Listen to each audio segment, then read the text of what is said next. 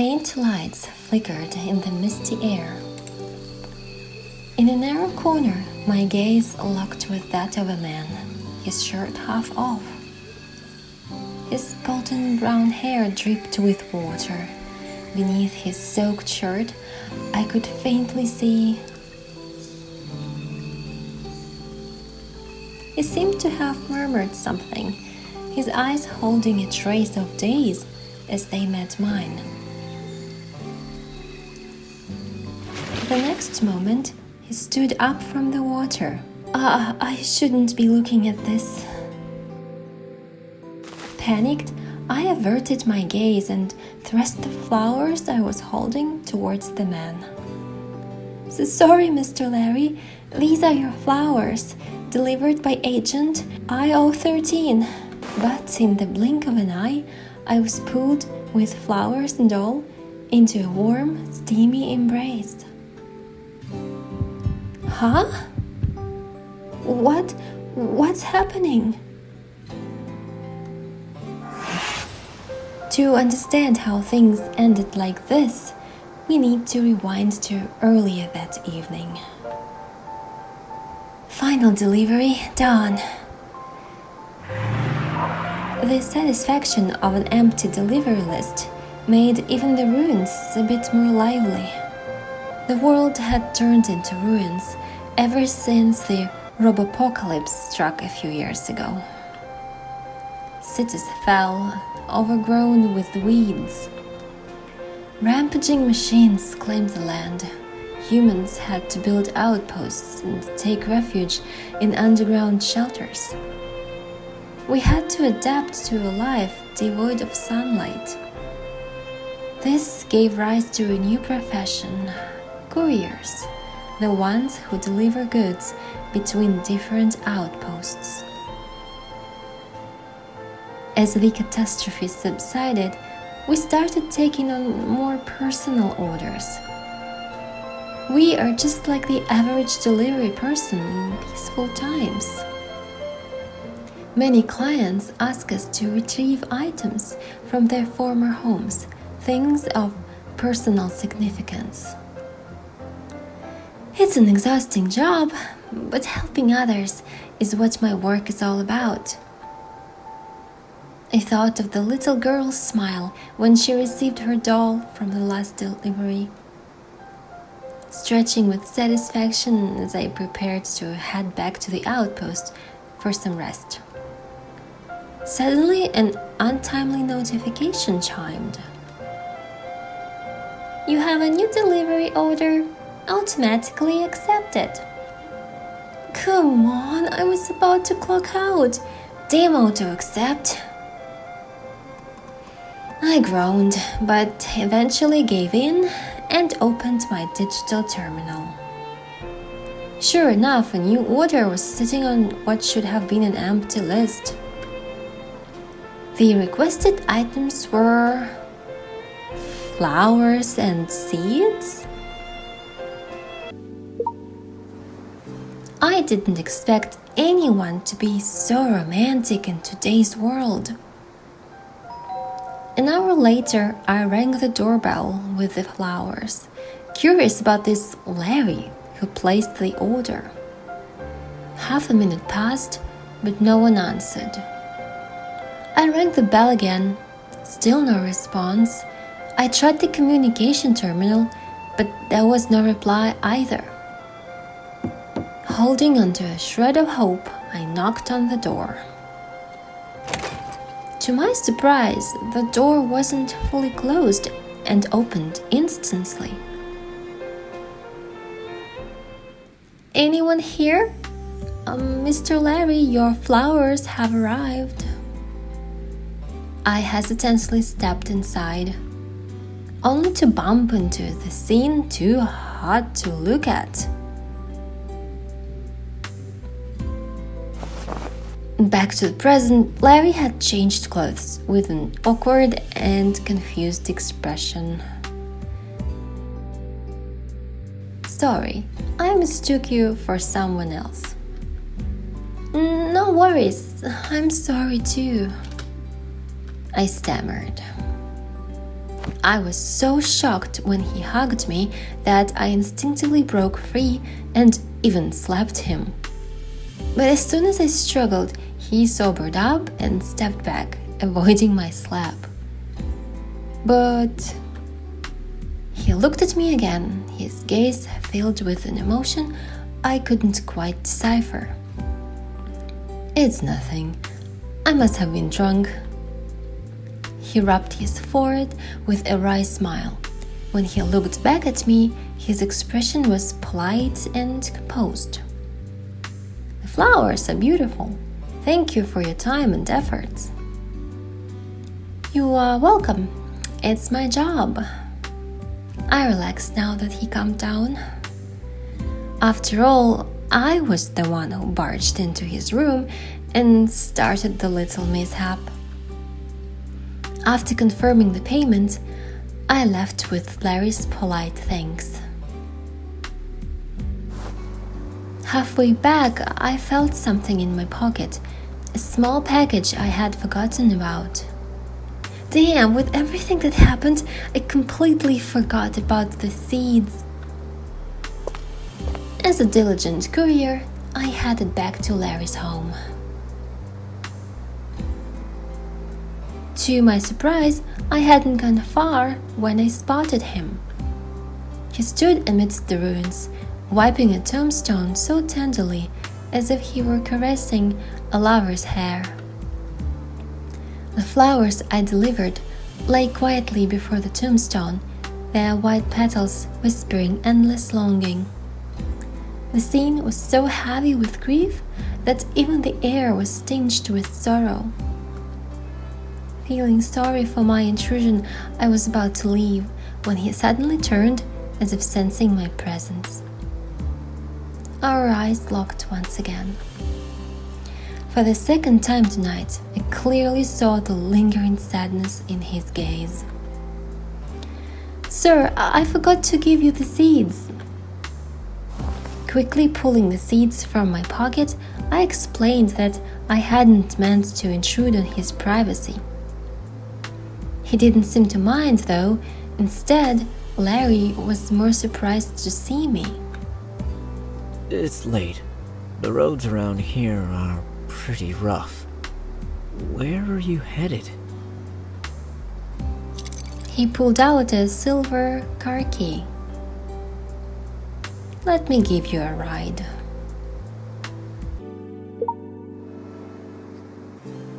I should have declined his offer.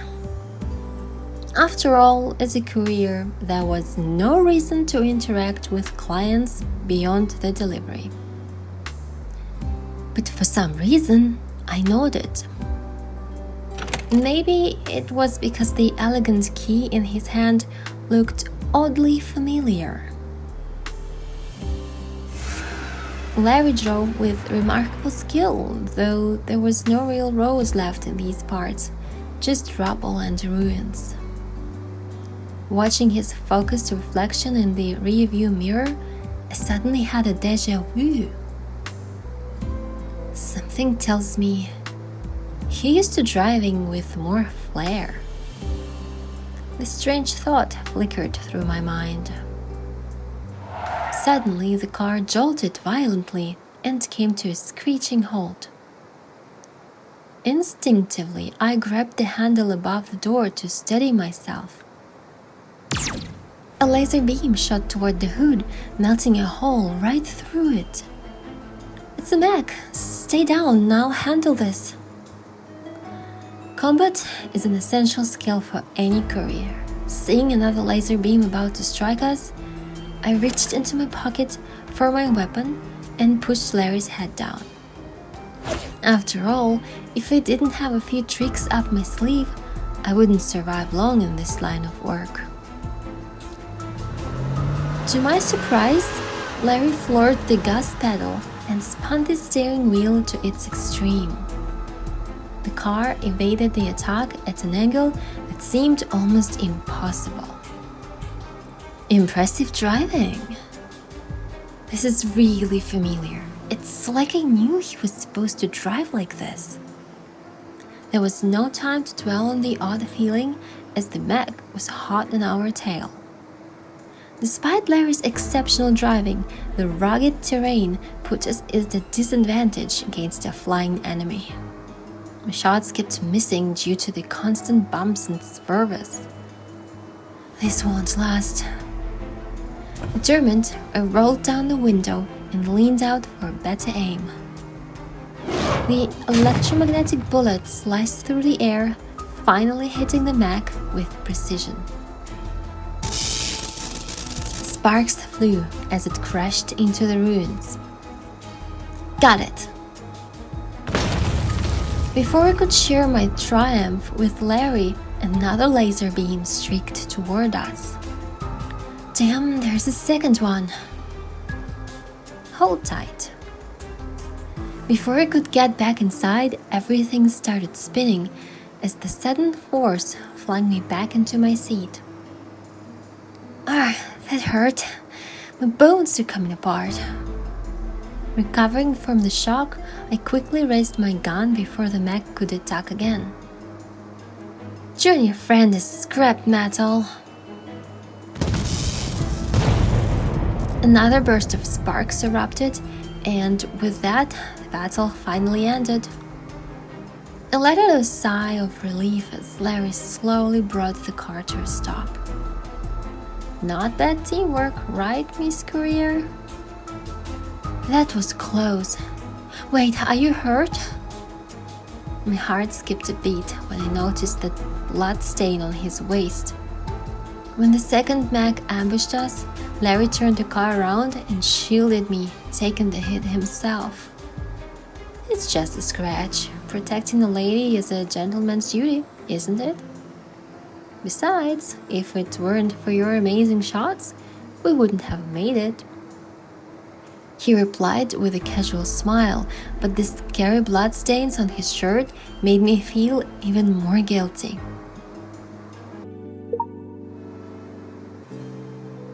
What else could I do for Larry? Once again, I secretly delivered some medical supplies and trinkets I found in the ruins to him. Unable to contain my worry, I asked my companion robot. After the Robopocalypse, I lost almost all my memories. I couldn't even remember my name. When I woke up, I was right next to me, calling me owner and never leaving my side. Being a courier is dangerous work, and over the years, I has become my only friend. Significant mood swings detected. Owner, I recommend rest. Well, I'm just grasping at straws here. You wouldn't understand this feeling. Larry was injured for saving me. He said it was just a scratch, but he's still bedridden. I tried to visit, but he kept telling me not to worry. So I used my job as an excuse to send him medicine. Deadline approaching. Please check your order now. I should focus on work. I'll grab him something to eat later. I tried to push the mess in my mind aside and opened the interface, but the unease only grew. This order again? The client is still not replying. The night Larry got hurt, I wanted to send him back to his home. But he insisted that getting me back first was more important. Soon after, I received this strange request: find a chip in the abandoned building of the security bureau. The bureau was a major battleground between humans and mechs. The place is dangerous. I tried contacting the client for details, but there was no response. And with more orders coming in, I ended up pushing this odd one on the back burner. The deadline is tomorrow. I should try contacting the client again. Miss Courier? Larry, what are you doing here?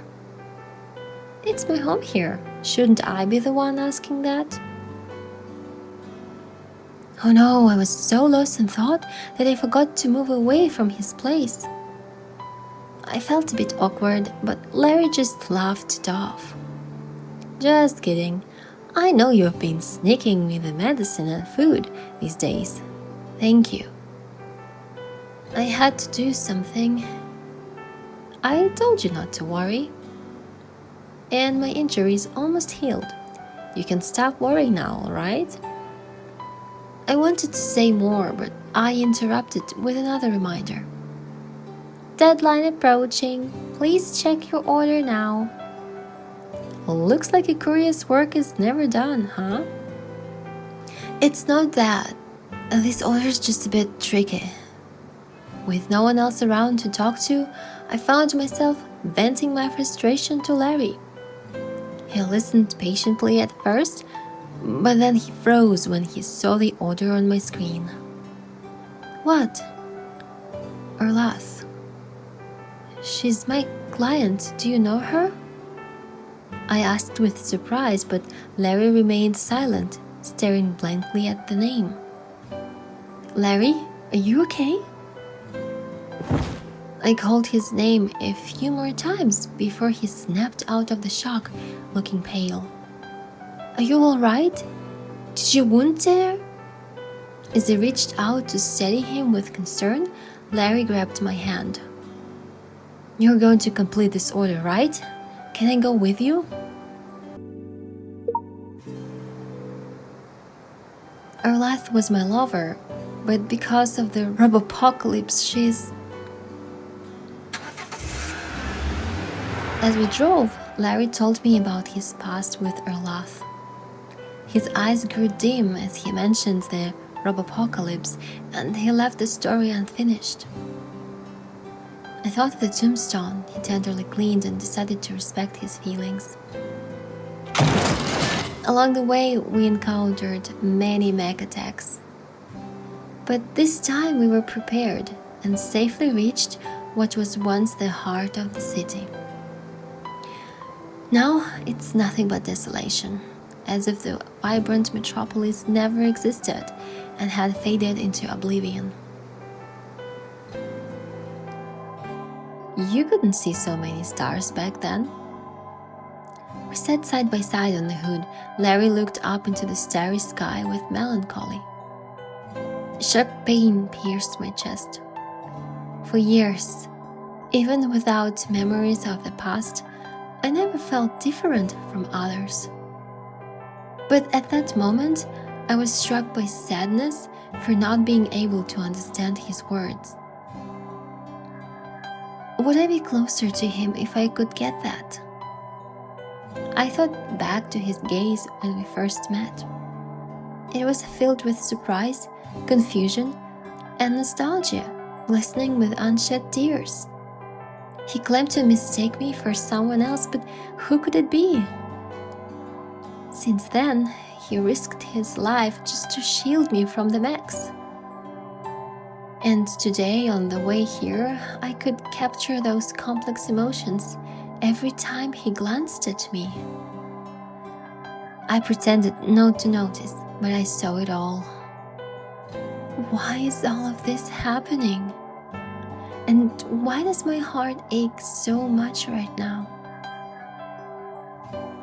Want a drink?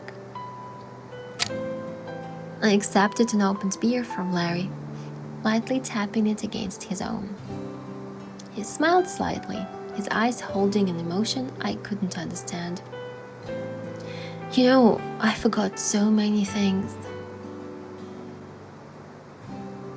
Larry, unusually quiet, didn't respond, so I continued on my own. But after meeting you, I've started to feel like I might remember something. Though, judging by your reaction, we didn't know each other before, did we? Did I know Orlath? The name feels oddly familiar. Maybe I'll get my memory back once I complete this request. We can definitely do it. And maybe you'll find what was left by the most important person to you. I pushed down the strange emotions and took a big sip. This stuff is choking me. While coughing uncontrollably with my eyes squeezed shut, I heard a soft chuckle beside me. A hand gently patted my back. When I looked up, Larry's face was inches from mine. Time seemed to freeze as his gaze moved from my eyes downward, lingering on my lips. The distance between us closed. The hand on my back slid up to my shoulder, pulling me closer. Awaiting his next move, I closed my eyes. My heart pounded louder than ever, reverberating through the still, empty night. Deadline approaching. Please check your order now.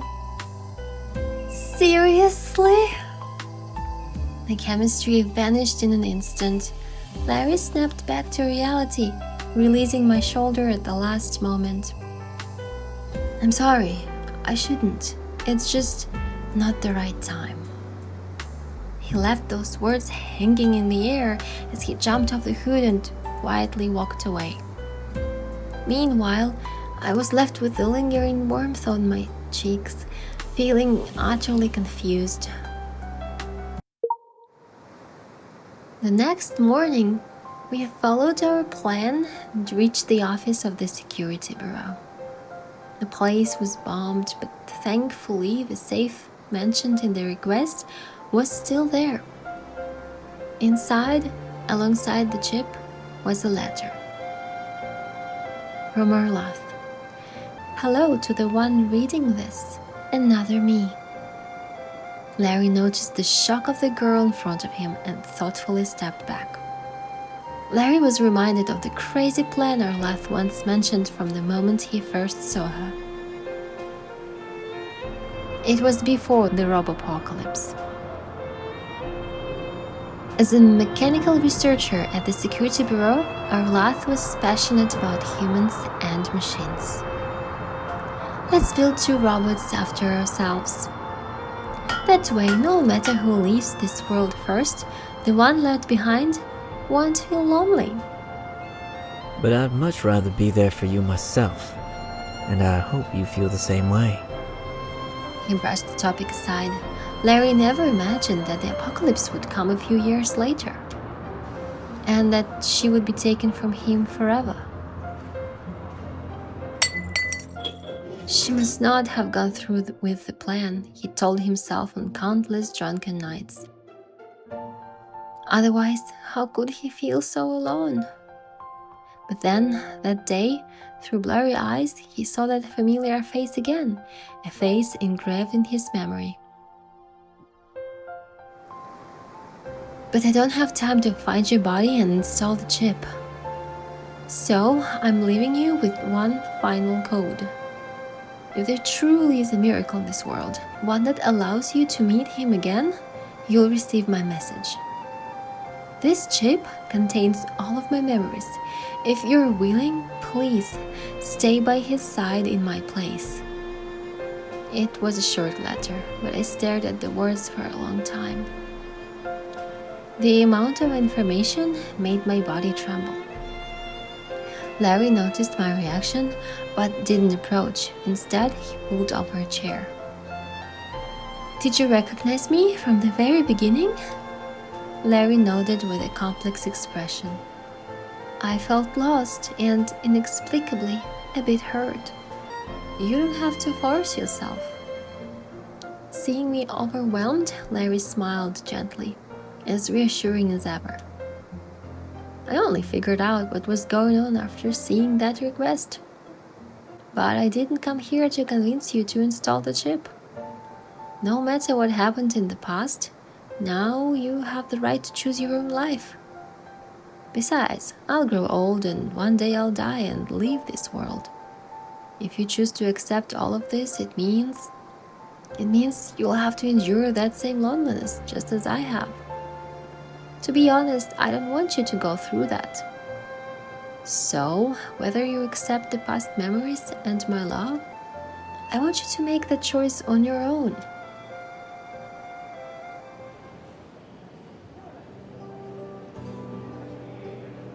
That's about it. What do you think, Mr. Writer? I looked at the painting in front of me and told Larry this love story between a robot and a human. Not bad. Miss Detective has quite a knack for storytelling. But I haven't decided on the ending yet. Should the heroine install the chip or not? How about this? Many years later, the heroine and the little robot are still working as couriers. They live simple, happy lives, just as she hoped, helping many people along the way. One evening, she returned home, and there was a gentle knock on the door. She heard a familiar voice that said, "I'm back." I was waiting for the story to continue, but Larry didn't go on. Is that it? Yes, that's the end. So was he the one knocking? Stories are just like paintings. They're open to interpretation. Why fixate on a single answer? But if it were me, it wouldn't change my love for the heroine, no matter what choice she made. Because no matter which version of her it is, she'll always be the one I hold dear in my heart. Guys, I think this story was crazy. And I thought it was an AU first, like alternative universe. But, well, that's another book, another fantasy. I really wish we get more of, modern day, modern life cards with Larry and the MC. Well, we'll see. Thank you for watching.